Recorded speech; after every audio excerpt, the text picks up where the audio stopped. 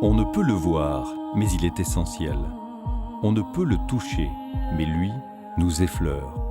On ne peut le conquérir, mais il se laisse assimiler. C'est l'air que nous respirons.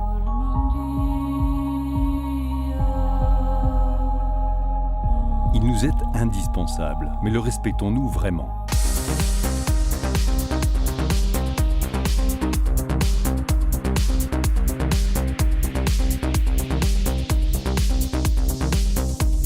Conscient de la fragilité de cet air qui nous entoure, le Grand Genève a décidé de le surveiller, de l'analyser et surtout d'en préserver la qualité. Toutes les 3 secondes, à chaque inspiration, nos poumons absorbent 1 demi-litre d'air. Imaginez la quantité que nous respirons chaque jour. En France et en Suisse, les experts sont chargés de le contrôler.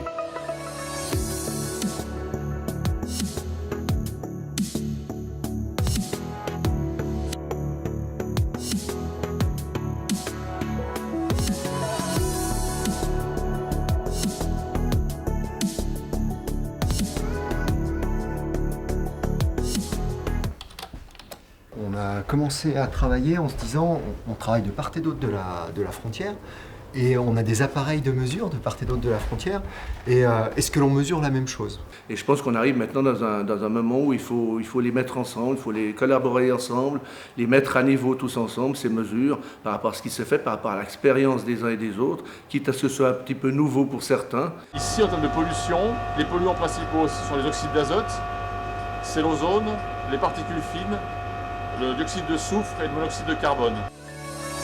Mais quelles sont les sources de pollution dans cette agglomération de bientôt 1 million d'habitants ? Comment les polluants se déplacent-ils dans cette région transfrontalière ? Les spécialistes d'Air Rhône-Alpes et des cantons de Genève et Vaud se sont associés pour créer un outil conjoint appelé GAME qui permet de localiser, inventorier et quantifier toutes les sources d'émissions polluantes. Le travail de GAME permet maintenant de cartographier de manière très fine, parfois à la rue, les populations vers lesquelles il faut mettre en place les politiques les plus efficaces et le plus rapidement possible. Grâce au concours de tous les partenaires du Grand Genève, GAME sera capable de déduire la qualité de l'air en 2020 ou 2030 en fonction des scénarios de développement de l'agglomération.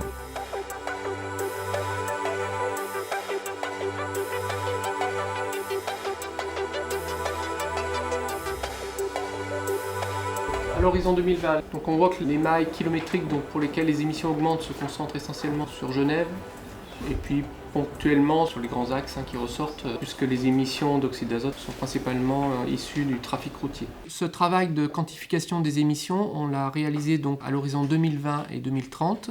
On voit donc notamment sur les évolutions d'oxyde d'azote que ces émissions sont à la baisse, et ce malgré l'augmentation de la population et des emplois sur ce territoire. Donc les experts ont permis de réaliser cet outil qui est très performant et qui à la fois se projette dans quelques semaines et dans quelques années, mais permet de tester des projets structurants que peuvent être le ferroviaire, que peuvent être les trams, les parkings relais, etc. Et ce projet répond tout à fait à notre demande. Particules fines, ozone, oxyde d'azote impactent nos poumons. Il ne faut pas jouer avec l'air que nous respirons car c'est notre santé qui est en jeu. Les habitants et acteurs du Grand Genève en sont conscients et l'outil GAME en est le garant.